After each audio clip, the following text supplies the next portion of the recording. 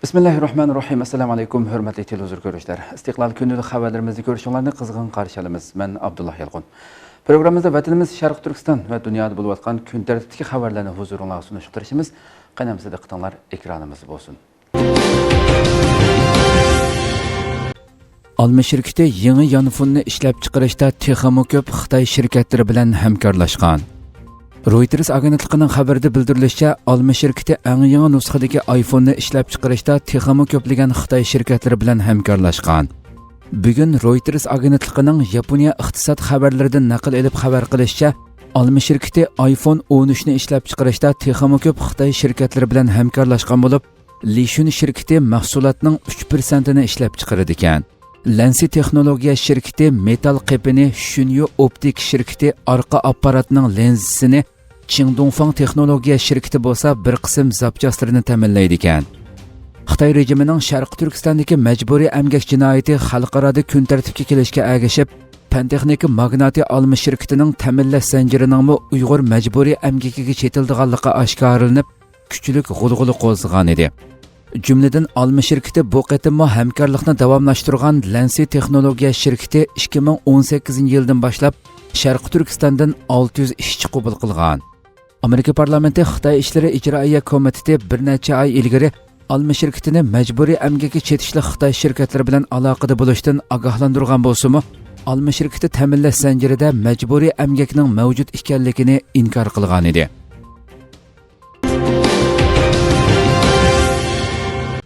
Xitoy tanarkatchilarining Tokyo Olimpikidagi qizil tashviqoti g'ulg'uli qo'zg'adi. Tokyoda davomlashayotgan 33-navbatlik Olimpik tanarkat musobaqasi jarayonida Xitoy tanarkatchilar mukofot sahnasiga Mao Zedongning surati tushirilgan iznak taqib chiqqan bo'lib, ularning bu harakati kuchli g'ulg'uli qo'zg'agan. BBCning bu vaqtdagi xabarida bildirilishicha, 2 avgust ayollar velosiped minish musobaqasining kollektiv turda oltin medalga erishgan Bao Shanju Jung Tianshi ismli ikki Xitoy mahir medalni topshirib olganda, qonxo'rligi bilan tunilgan Xitoy rahbari Mao Zedongning surati tushirilgan iznakni taqib sahnaga chiqqan. Xitoy tanarkatchilarining bu qizil tashviqoti Xitoylarning qattiq olqishiga erishgan bo'lib, Yer shari vaqt gazeti qatorliq Xitoyning rasmiy tashviqot organlari buni qo'llab xabar tarqatgan. Ammo bu yanada xalqaroda kuchli g'ulg'uli qo'zg'agan.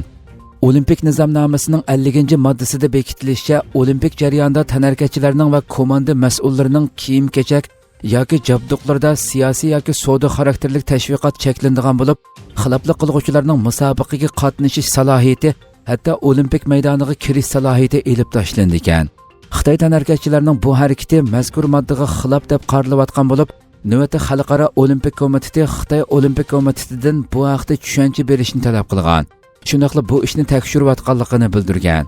Xitoy Kompartiyasi yaqinqi bir necha yil ichida axborot va ma'arif sohasida qizil tashviqotni alohida kuchaytirgan bo'lib, Xitoy Kompartiyasi qurilganligining 100 yilligini xotirlash mazgilida texmo avjiga chiqqan. Jumladan yaqinqi mazgillarda Mao Zedongning iznoklari, kitobchalari va surat haykallarining qaytadan do'konlarda ko'zga cheliqishi haqida xabarlar yozilib, Xitoy Kompartiyasining razil planlari haqida turli tahlillar o'tirg'a qo'yilgan edi.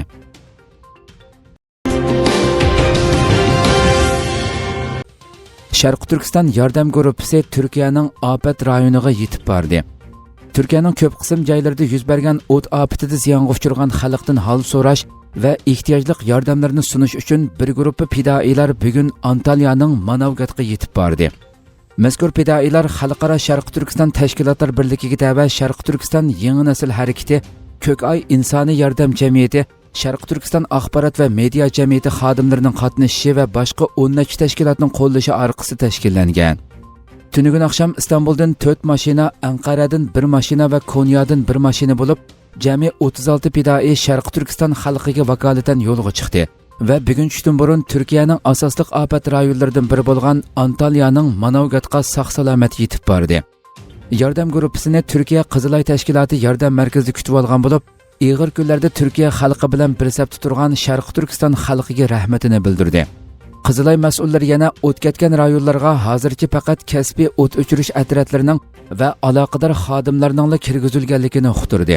Sharq Turkistonliklar yordam guruhi bugun qisqacha o'rinlashtirishdan keyin ikki guruhga bo'lindi va bir guruh kishi 3000 kishilik polo etib ofat rayonidagi xalqqa tarqatgan bo'lsa, yana bir guruh Manavgat atrofidagi yordam buyumlari ombiriga berib, to'shish, ratlash, yetkazish qatorliq orqa saf xizmatlariga yordamlashib, yordam xizmatini rasmiy boshlayapti. Bildirilishicha, navbatda Turkiyaning 34 viloyatidagi 160 rayonda o't ofati kontrol qilingan bo'lib, yana 5 viloyatdagi 14 rayonda o't o'chirish xizmatlari davomlashmoqda.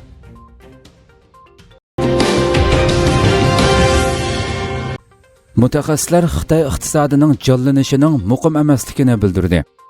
Reuters agentligining bugungi xabarida qayd qilinishicha, iqtisodshunoslar Xitoyning qattiq yomg'ir, kalkun va Xitoy virusining qayta bosh ko'tarishi sababli texmo ko'p pul va moliya bo'shtish tadbirlarini qo'llanib, iqtisodning ostilishining oldini olishga ehtiyojli ekanligini bildirgan.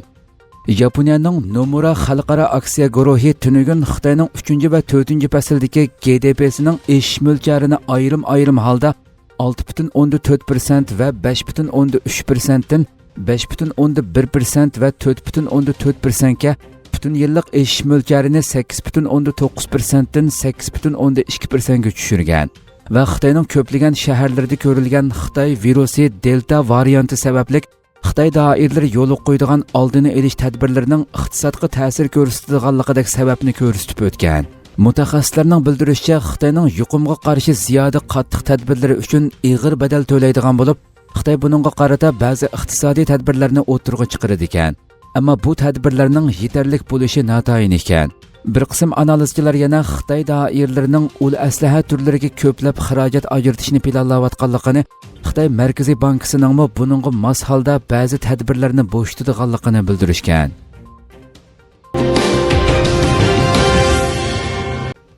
Wuhanda virus qaytadan bosh ko'tarishga boshladi. Xitoy virusi tunji bo'lib paydo bo'lgan Xitoyning Wuhan shahrida Xitoy virusi bilan yuqumlanuvchilarning ko'payishi sababidan shahardagi barliq kishilar virus tekshirishidan o'tkazildi ekan. Xitoyning Yer shari vaqti gazetining xabarida qayd qilinishicha, 11 million nüfuslik Wuhan shahrida 2 avgust 7 kishining virus bilan yuqumlanganligi bayqalgan bo'lib, bu 2020 yili iyun oyidan buyongi eng ko'p yuqumlanish bo'lib hisoblandi ekan. Aradan uzun vaqt o'tgandan keyin bayqalgan yuqumlanuvchilar sababidan yerlik doiralar shahar miqyosida virus tekshirishni qaror qilgan. Navbatda Wuhan shahridagi barliq maktablarda va boshqa ta'lim-tarbiya o'rinlarida yuzturani o'qitish faoliyatlarini to'xtatish, aholilar rayonlaridagi sahiya tekshirishlarini chingitish haqida yo'l yo'riq tushirilgan. Metroda maska taqash, qizitma o'lchash va sahiya kuzatish kodlarini tekshirish qatorliq Xitoy virusiga qarshi tadbirlar yo'l qo'yilgan. Ba'zi metro bekatlari vaqtli xizmatdan to'xtagan. BBC'ning xabariga asoslanganda Xitoy virusiga munosabatlik yangi yuqumlanuvchilar bayqalgan 15 rayonda kollektiv holda virus tekshirish va har xil oldini olish tadbirlarini yo'l qo'yish qaror qilingan. Navbatda Xitoy doiralari virusning eng tarqalishchan nusxasi bo'lgan Delta variantining bayqalishini sayohat faslining boshlanishiga bog'lamoqda.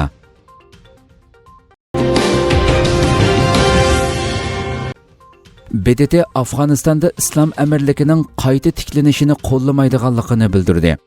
Turkiya ovozi radiosi xabarida bildirilishicha, Birlashgan Davlatlar Tashkiloti Xavfsizlik kengashi o'rtaq bayonot e'lon qilib, Afg'oniston davlat xavfsizlik kuchlarining o'lib ketishini keltirib chiqargan Afg'onistonning Herat shahridagi Birlashgan Davlatlar Tashkiloti qo'rg'osiga qilingan hujumni qattiq ayblagan. Birlashgan Davlatlar Tashkiloti Xavfsizlik kengashi Afg'onistondagi zo'ravonlik va kishilik huquq tafsandichiliklarining ko'payib ketishidan qattiq andisha qilayotganligini bildirib, davlatdagi barliq terrorlik hujumlari va fuqarolarga qasddan hujum qilish hodislarini qattiq ayblagan.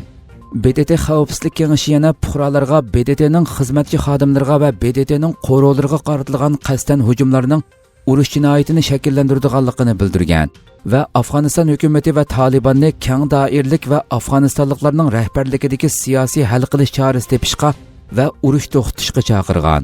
Birlashgan Davlatlar Tashkiloti Xavfsizlik kengashi yana krizisga harbiy hal qilish chorasi tepilmaydiganligini eskartgan va Talibanni misol keltirib, Afg'onistonda Islom amirligining qayta tiklanishini qo'llamaydiganligini bildirgan.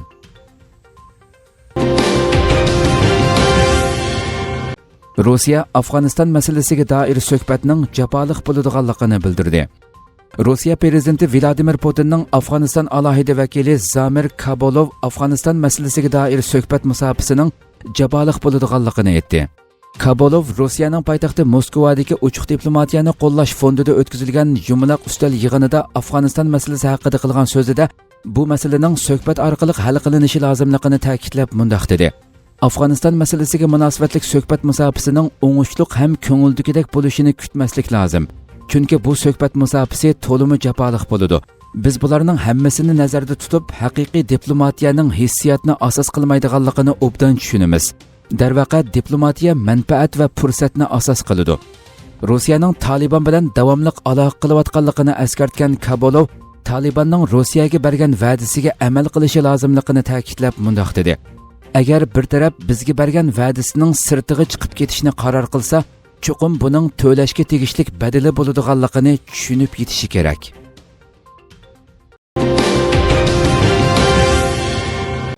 Turkiyaning o't ofatiga qarshi kurashiga 6 davlat yordam qildi. Turkiyaning janubida 28-iyuldan buyon yuz bergan o't ofatiga qarshi kurashga 6 davlat aeroplan avatdi.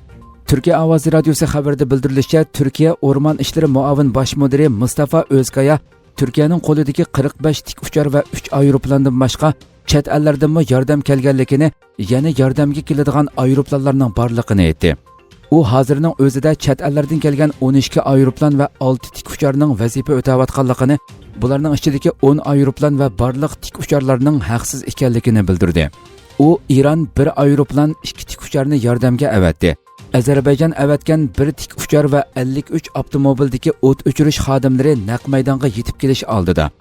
Ukraina yordamga 3 aeroplan avatdi. Rossiyadan 5 aeroplan va 3 tik uchar keldi dedi. U Kroatiya, Ispaniya, Fransiya va Ruminiya qatorliq davlatlardan 5 aeroplan avatish taklifi kelganligini eskartib, Ruminiya va Fransiya aeroplanlari muvofiq bo'lmaganligi uchun kelmaganligini, Kroatiyadan 1 aeroplan, Ispaniyadan 2 aeroplan kelganligini qayd qildi. U Turkiyaning havo kuchining yaxshi ekanligini, ammo bundaq yordam qilishni xohlagan davlatlarning yaxshi ko'nglini qaytara olmaganliklarini eskartib, bu yordam qilish talablarini rad qilish diplomatik jihatdan to'g'ri emas dedi.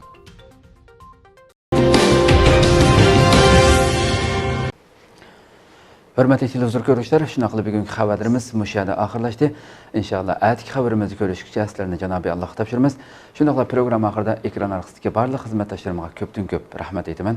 Assalomu alaykum va rahmatulloh.